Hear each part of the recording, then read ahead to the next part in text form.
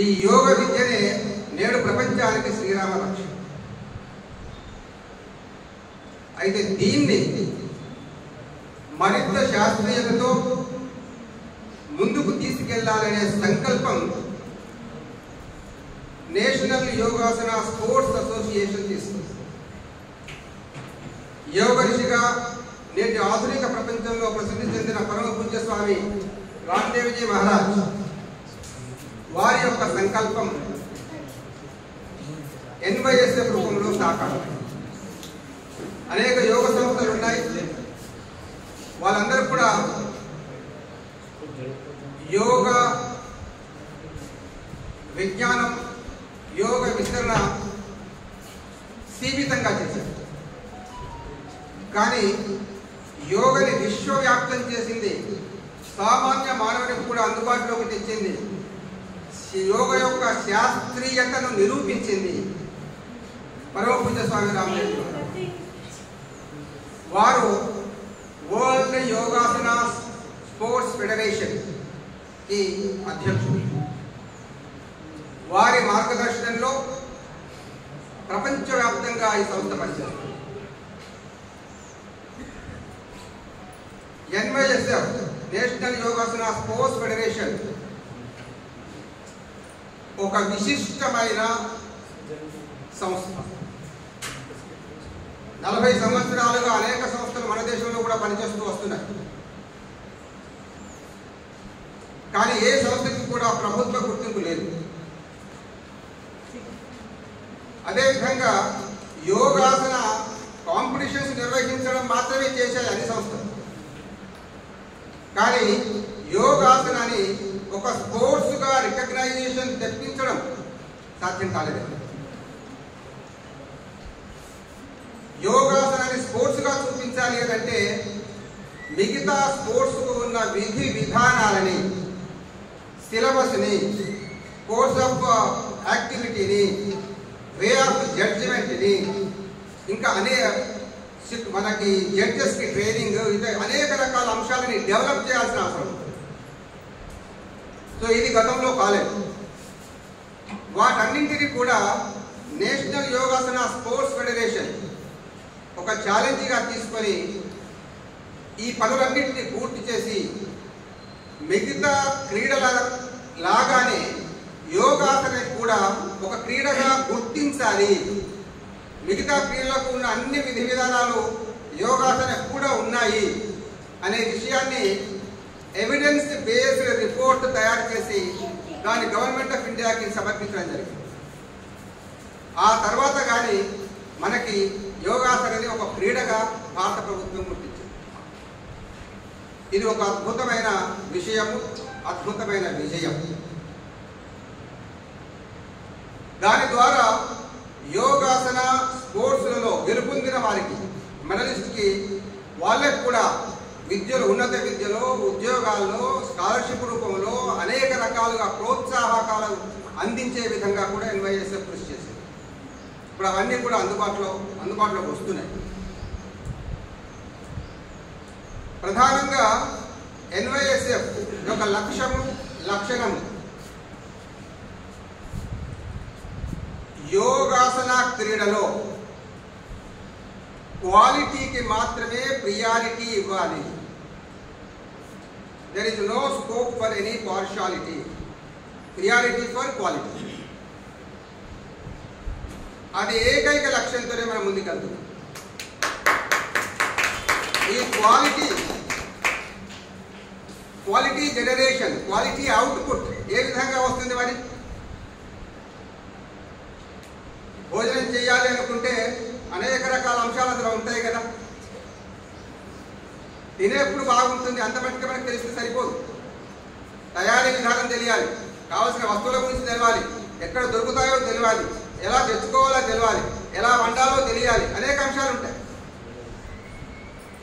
అదేవిధంగా యోగాసనాలు ఒక క్వాలిటేటివ్ స్పోర్ట్గా మనం మన దేశంలో, అదేవిధంగా విశ్వవ్యాప్తంగా కూడా దాన్ని ప్రొజెక్ట్ చేయాలనుకుంటున్నాం.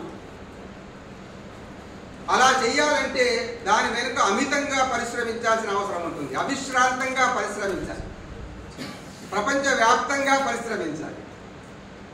ఆ కృషి కొనసాగుతుంది. ఎందుకంటే స్వామి రామదేవ్జీ మహారాజ్ చాలా ముండి మనిషి.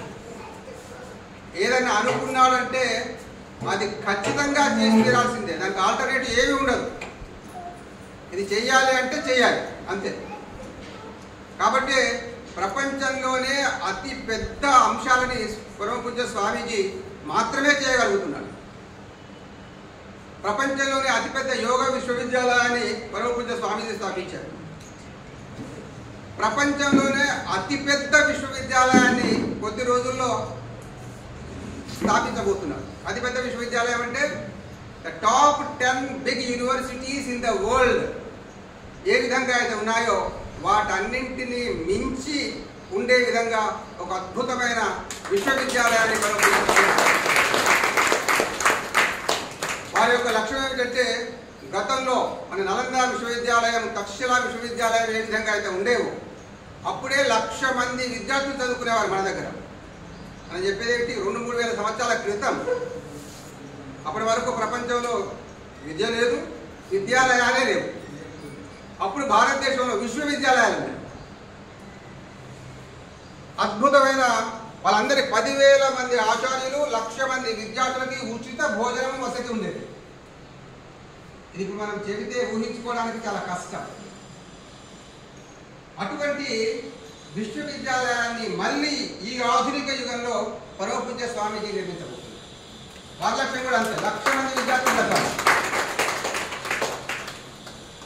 ప్రపంచంలోని అన్ని యూనివర్సిటీల్లో ఉన్న ఆల్ సబ్జెక్ట్స్ ఇక్కడ ఉండాలి. భారతదేశం నుంచి ఏ ఒక్క విద్యార్థి కూడా విద్యాభ్యాసం కోసం ఏ దేశం వెళ్ళకూడదు.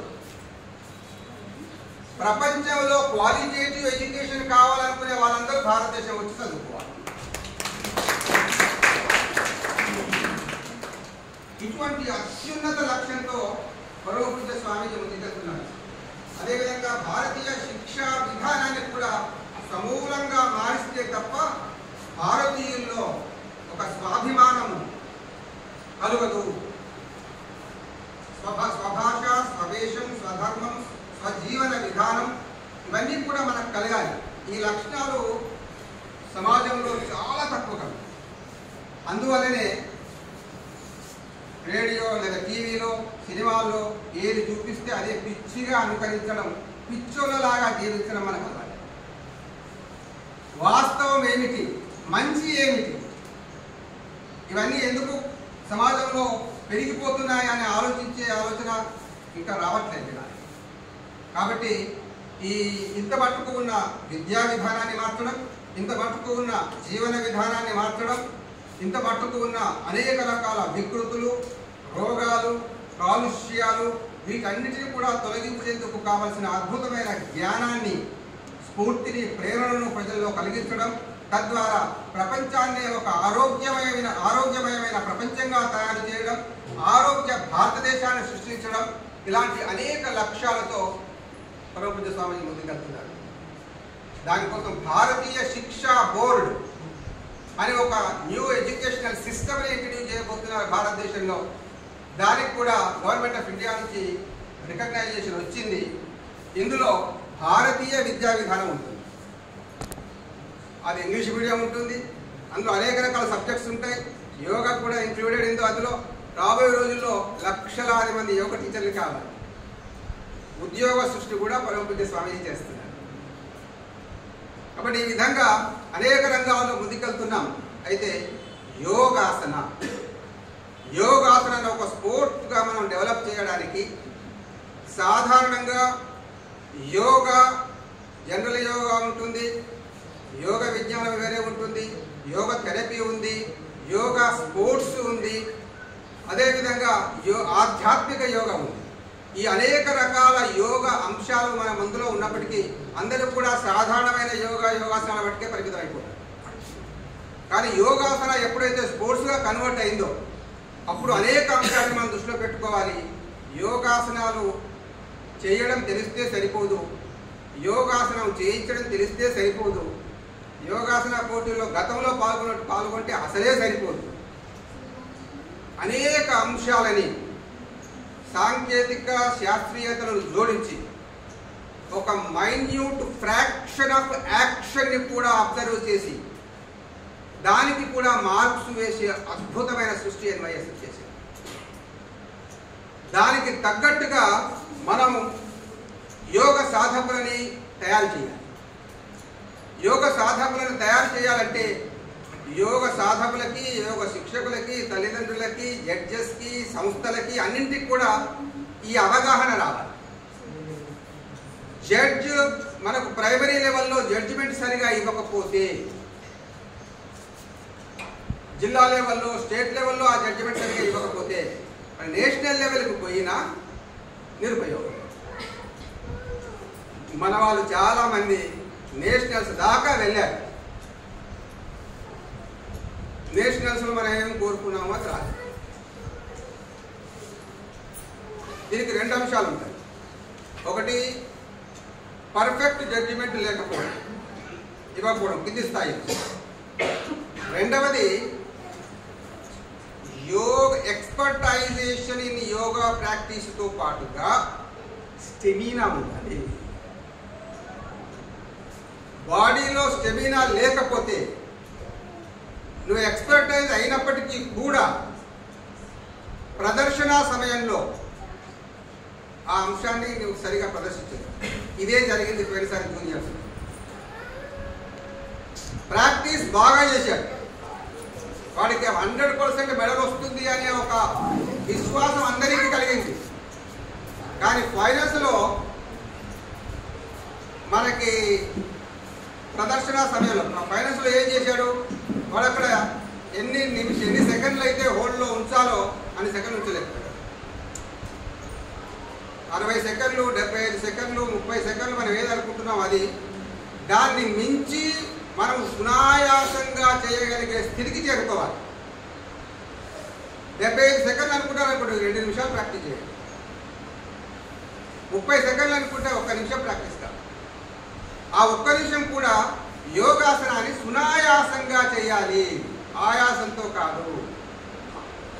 మన శరీరంలో కానీ, మన అవయవాల్లో కానీ, మన ముఖ కవలికల్లో కానీ, మన భంగిమల్లో కానీ ఎక్కడా కూడా మనం కష్టపడుతూ చేస్తున్నాము అనే ఫీలింగ్ రాకూడదు. మనసులో ఆ ఫీలింగ్ ఉన్నా శరీరంలో అది కనిపిస్తుంది. మీ అవయవాల్లో ఆ కంపనాలు కనిపిస్తాయి. మీ ముఖంలో ప్రశాంతత కనిపించదు. ఇలా అనేక అంశాలని కూడా మానసిక శాస్త్రము, శారీరక శాస్త్రము అన్నిటిని కూడా జోడించి యోగ శాస్త్రానికి ఇప్పుడు జడ్జిమెంట్ ఇస్తుంది ఎన్వైఎస్. కాబట్టి దీనికి తగినట్టుగా జడ్జెస్ని తయారు చేయాల్సిన అవసరం ఉంది, కోచెస్ని తయారు చేయాల్సిన అవసరం ఉంది, పార్టిసిపెంట్స్ని కూడా యోగా ప్లేయర్స్ని తయారు చేయాల్సిన అవసరం ఉంది. ఇది ఒక విస్తృతమైన అంశం. ఇన్ని రకాలుగా, ఇన్ని కోణాల్లో కూడా ఎన్వైఎస్ఎఫ్ తన కృషిని కొనసాగిస్తోంది. భారతదేశంలో ఎన్వైఎస్ఎఫ్ యొక్క ఆదేశాల మేరకు, మార్గదర్శకాల మేరకు అన్ని అంశాలని చాలా త్వరగా లేదా ముందుగా అందిపుచ్చుకొని వాటిని నిర్వహించి తెలంగాణలోని యోగ శిక్షకులకి, జడ్జెస్కి, యోగ సాధకులకి అందరికీ కూడా ఆ శిక్షణను అందించేందుకోసము Telangana Yogasana sports association top 5 స్టేట్స్లో ఒకటిగా ఉంది.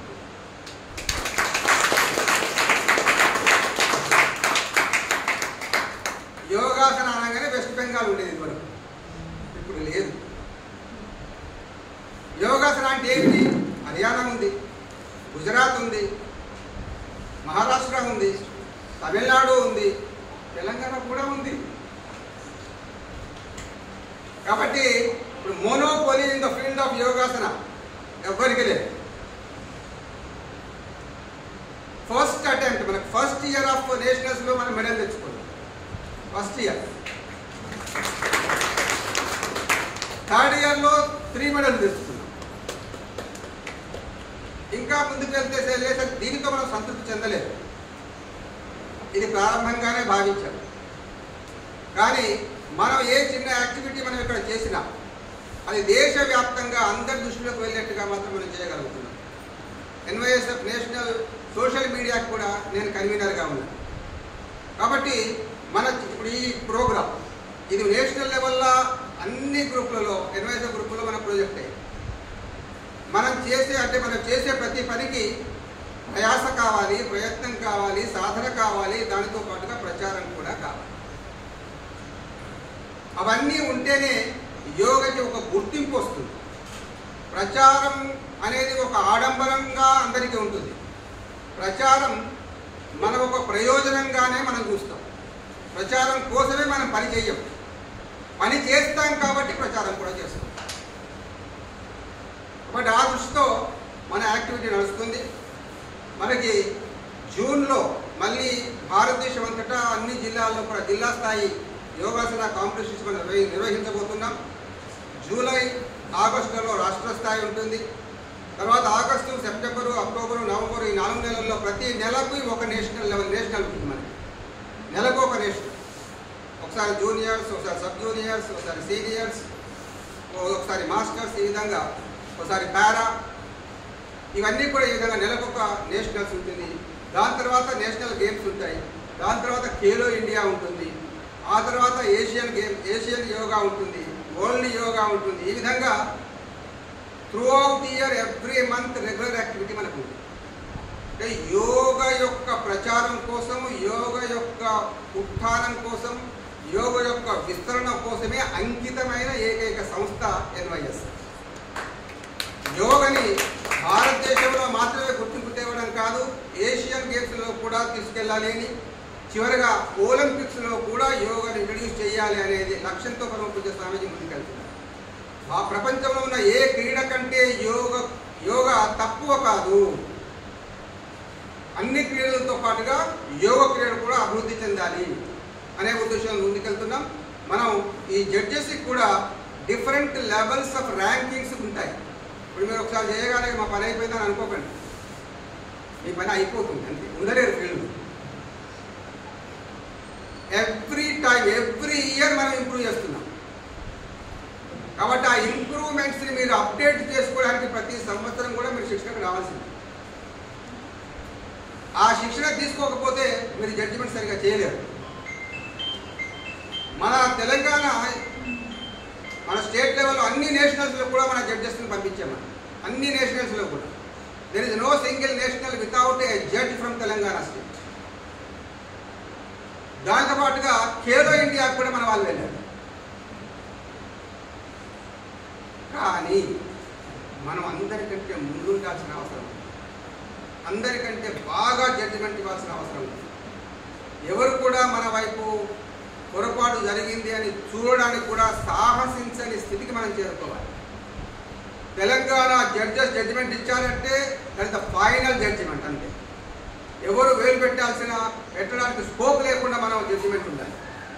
సో ఆ విధంగా మనం ఇంకా తయారు కావాల్సిన అవసరం ఉంది.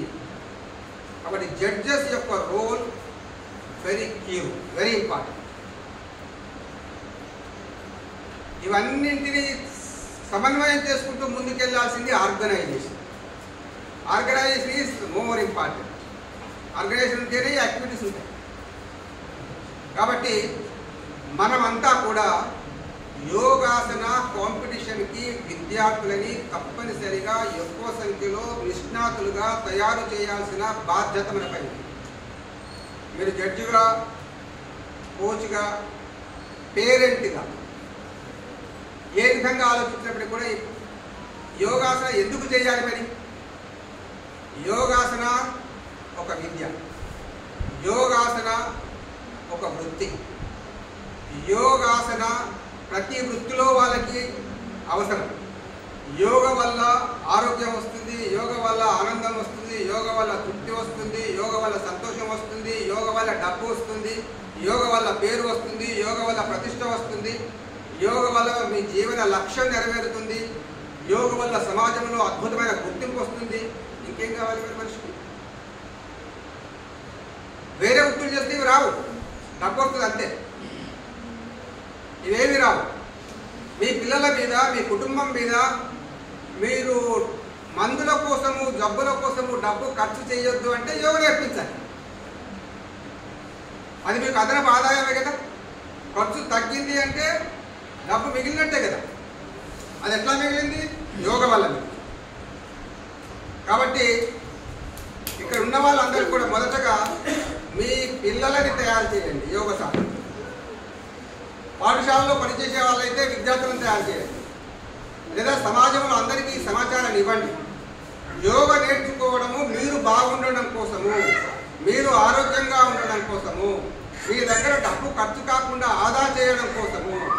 దీనితో పాటుగా మనిషిగా జీవించాలి అంటే యోగ మార్గమే శరణ్యం. దానికి కావలసిన సంస్కారాన్ని ఇవ్వడం, మనలో ఉన్న వికారాలను తొలగించడం యోగ సాధన వల్ల మాత్రమే సాధ్యం. కాబట్టి ఈ అంశాలను దృష్టిలో పెట్టుకోవాలి. యోగా జడ్జిమెంట్ అనేది అక్యురేట్గా చేయగలిగే స్థితికి మనం చేరుకోవాలి. చెప్పారు కదా, పోయినసారి మనకు నేషనల్ లెవెల్లో చూసినట్టయితే అన్ని నేషనల్స్లో 9.011112 1.50 ఇట్లా ఇచ్చారు జడ్జిమెంట్. చెప్పారు కదా, minute fraction of activity is being observed by the metrics. So ఆ దిశగా మనం అంతా అభివృద్ధి చెందాలి. తెలంగాణకి భారతదేశంలో ఒక అద్భుతమైన పేరు ప్రతిష్టలను తీసుకురావాల్సిన అవసరం ఉంది. అందుకోసమే తెలంగాణ యోగాసన స్పోర్ట్స్ అసోసియేషన్ పనిచేస్తుంది. దీనికి మీ అందరూ కూడా సహకరించాలి. మీరందరూ కూడా ఈ ఆర్గనైజేషన్లో భాగస్వాములు కావాలి. ఇంతకుముందే చెప్పినట్టుగా జడ్జెస్కి ర్యాంకింగ్స్ ఇవ్వబోతున్నారు, ప్లేయర్స్కి ర్యాంకింగ్స్ ఇవ్వబోతున్నారు. ఏ విధంగా క్రికెట్లో ఉంటుందో అదేవిధంగా యోగా ఫీల్డ్లో కూడా మనం ఇంట్రడ్యూస్ చేయబోతున్నాం. రాబోయే కొద్ది రోజుల్లో, ఒక 4-5 సంవత్సరాల్లో ఆ సిస్టమ్ కూడా మనకి ఇంప్లిమెంట్ అవుతుంది. మనకి జడ్జిమెంట్ సర్టిఫికెట్లో కూడా వ్యాలిడిటీ ఇస్తాం. ప్రతి ప్రోడక్ట్ కూడా ఎక్స్పైరీ డేట్ ఉంటుంది కదా, జడ్జెస్కి కూడా ఉంటుంది. దానికి మనం వ్యాలిడిటీ టిల్ 27th March ఇవ్వబోతున్నాం. మీ సర్టిఫికెట్ మీ యొక్క నాలెడ్జ్ని, మీ ఎక్స్పీరియన్స్ని, మీ స్కిల్స్ని మీరు అప్డేట్ చేసుకుంటేనే అది జడ్జిగా మీరు ఉంటారు. ఎప్పుడైతే మన కాంపిటీషన్లో మీ యొక్క జడ్జిమెంట్ సరిగా లేదు అని అనిపిస్తే అప్పుడు మళ్ళీ అవకాశాలు మీకు ఇవ్వరు. మళ్ళీ మీరు అప్డేట్ చేసుకోవడానికి మాత్రం అవకాశం ఇస్తారు. బట్ ఆ విధంగా మనం ముందుకెళ్లాల్సిన అవసరం ఉంది. మీరందరూ మీకు నోట్స్ కూడా మీకు ఆల్రెడీ ఇవ్వడం జరిగింది, గ్రూప్లో ఫార్వర్డ్ చేశారు. దాన్ని బాగా చదవండి, బాగా అర్థం చేసుకోండి. ఎప్పుడు ఎక్కడ ఏది అడిగినా కూడా మీరు చెప్పే స్థితిలో ఉండాలి. మీరు మార్క్స్ ఇన్ని మార్క్స్ మీరు ఎందుకు అవార్డు చేశారంటే మీరు సమర్థించుకోవడానికి తగిన పరిజ్ఞానం మీ దగ్గర ఉండాలి. పెన్ను పేపర్ ఉంది కానీ మార్క్స్ ఇష్టం ఉన్నట్టు ఇవ్వడానికి వీలేదు. అక్కడ ఏ స్థాయిలో మార్క్స్ ఇవ్వాలో ఆ స్థాయిలోనే ఇవ్వాలి. మన దగ్గర ఇంకా పార్షాలిటీ అవాయిడ్ చేయడానికి జడ్జెస్గా ఉన్న వాళ్ళ పిల్లలు కనుక పార్టిసిపెంట్స్గా ఉంటే జడ్జిగా ఆయనకు అవకాశం ఇవ్వట్లేదు. మనం ఏ స్థాయిలో అయినా అంతటి ట్రాన్స్పరెన్సీతో మనం ముందుకెళ్తున్నాం. అయినా ఇంకా అభివృద్ధి చెందాల్సిన అవసరం ఉంది. అనేక అంశాలను జోడించాల్సిన అవసరం ఉంది. అవన్నీ కాలక్రమంలో జోడించబడతాయి. మీరందరూ కూడా నిత్య యోగ సాధకులుగా, నిత్య యోగ శిక్షకులుగా మీరు తయారు కావాలి. అనేక మందికి ఈ స్ఫూర్తిని, ఈ ప్రయోజనాన్ని అందించాలి. ఒక ఆరోగ్యమైన సమాజంగా నిర్మించాలంటే యోగమయమైన సమాజాన్ని నిర్మించాలి. ఇప్పుడు ప్రభుత్వం అనేక 100 కోట్లు, 1000 కోట్లు, లక్షల కోట్లు ఖర్చు చేస్తుంది. ప్రయోజనం ఏమీ లేదు. డబ్బులు సగం వీళ్ళు తింటారు, సగం వృధా పోతుంది. కానీ యోగమయ సమాజాన్ని తయారు చేస్తే అసలు ప్రభుత్వం డబ్బులు ఖర్చు చేయాల్సిన అవసరమే ఉంది. అందరూ ఆరోగ్యంగా తయారు, దురలవాట్లకు దూరంగా ఉండాలి, కాలుష్యాలకు దూరంగా ఉండాలి. మన మెదడులో కూడా కాలుష్యం లేకుండా ఉండాలి. మన సమాజంలో, మన పరిసరాల్లో కూడా కాలుష్య రహితంగా ఉండాలి. ఆ విధంగా చక్కని ఆలోచనతో ముందుకెళ్తే మనకి ఇటువంటి అవసరాలు పడవు ప్రభుత్వం వైపు. కాబట్టి యోగమయ సమాజ నిర్మాణం కోసం, ఆరోగ్యమయ సమాజ నిర్మాణం కోసం మనం అందరం యోగ సాధన చేయడం అవసరం. అదేవిధంగా యోగాని ఒక స్పోర్ట్స్గా మనం ముందుకు తీసుకెళ్తున్న సందర్భంలో ఇప్పుడు మనం చర్చించుకున్న అన్ని అంశాలను కూడా నిరంతరం మనం గుర్తుపెట్టుకోవాలి. ఆ విధంగా ప్రతి దినం కూడా ఎన్వైఎస్ యొక్క వెబ్సైట్ని మీరు అబ్జర్వ్ చేస్తూ ఉండండి. ఎన్వైఎస్ యొక్క వెబ్సైట్ చూడండి. అదేవిధంగా ఫేస్బుక్, ట్విట్టర్, ఇక్కడ ఇన్స్టాగ్రామ్ అనేక రూపాల్లో మన ఎంవైఎస్ యొక్క యాక్టివిటీస్ యొక్క ప్రచారం నిత్యం కూడా జరుగుతుంది. అన్నింటినీ కూడా మీరు నిరంతరం పరిశీలిస్తూ ఉండండి. పరిశీలించడము, అవగాహన చేసుకోవడము, జ్ఞాపకం ఉంచుకోవడము, వాటిని అవసరం వచ్చినప్పుడు ఆచరించడము, ఇవన్నీ మనకు ఖచ్చితంగా తెలిసి ఉంటాయి. ఆ దిశలో మీరంతా తప్పనిసరిగా మిగతా రాష్ట్రాల జడ్జెస్ కంటే ముందు ఉంటారనే ఆశతో నేను నా ఉపన్యాసాన్ని విరమిస్తున్నాను. ఆ దిశగా మీరు